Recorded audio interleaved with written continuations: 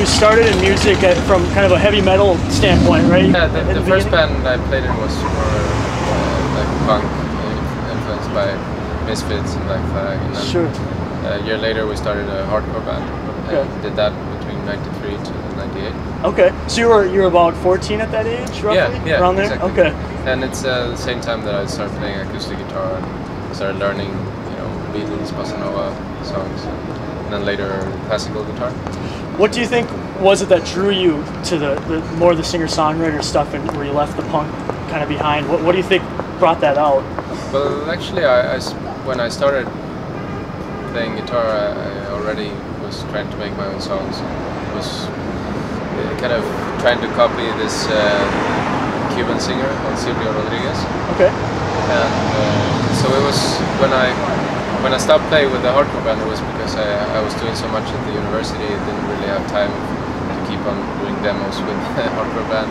But I kept on doing my own stuff at home. And, so I guess part of it is like growing up and not feeling like you need to scream. But mainly it was that I didn't have the time to play in different bands. Okay. Well, I want to congratulate you on your new album that came out fairly recently. It's been received very well. Are you happy with the response it's been getting? Oh yeah. It's pretty cool.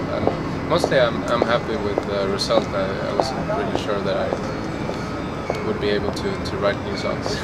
Sure. And I was really happy with the songs, with the lyrics and the sound. So it sounds like you got like kind of a little bit more of a kind of a political anger to it a little bit here and there. You kind of like. Yeah, it's something what inspires you in that sense, I guess? Well, I guess all the kind of stupid things that we humans do to ourselves or each other, and I mean, it's not necessarily political many times. It's more about human nature, and so I guess, of course, watching the news you get a bit angry, but also just seeing how we treat each other. I'm a huge fan of Richard Dawkins, and I understand that Abram, one of your songs on it, is influenced or is inspired by the God Delusion. Is there? I felt like it was kind of it was fun to write a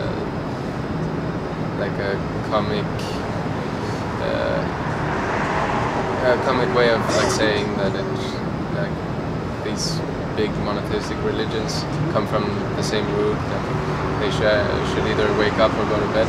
That's the whole point.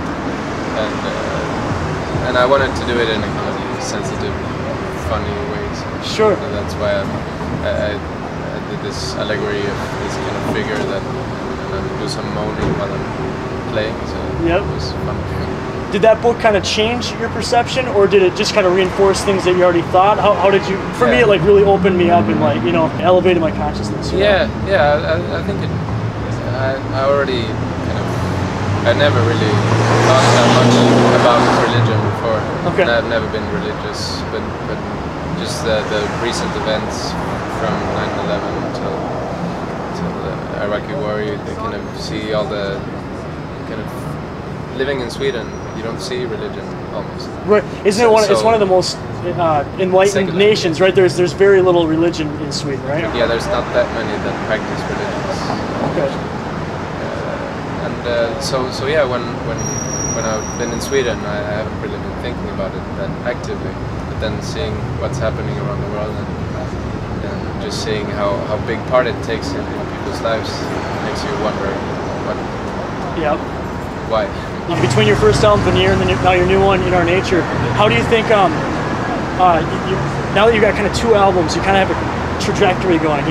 How do you feel like you've grown, and where do you see yourself going in the future? Yeah, I guess my master plan that I'm not sure if I'll follow it, but is to have at least 3 records that are in this kind of stripped down, just guitar and vocals. Yep. And some percussion. That's the main thing, and I know that I want to do stuff with my band Junip. That will be more experimental, I guess. But then later, I'll probably, if I would hang out more at home, I would probably hang more in the studio and do stuff just for fun, without the ambition of being the best at it. Sure. But right now, I kind of feel like I have this acoustic guitar thing going. And I found something that isn't that similar to anyone else. So I think I'm gonna do at least one more record. Being that you're from Sweden, do you feel like there's kind of a renaissance going on with Swedish music right now? There's so much great stuff coming out between, you know, you, The Knife, Jens Lekman, and you know, I could go on, you know, all these different.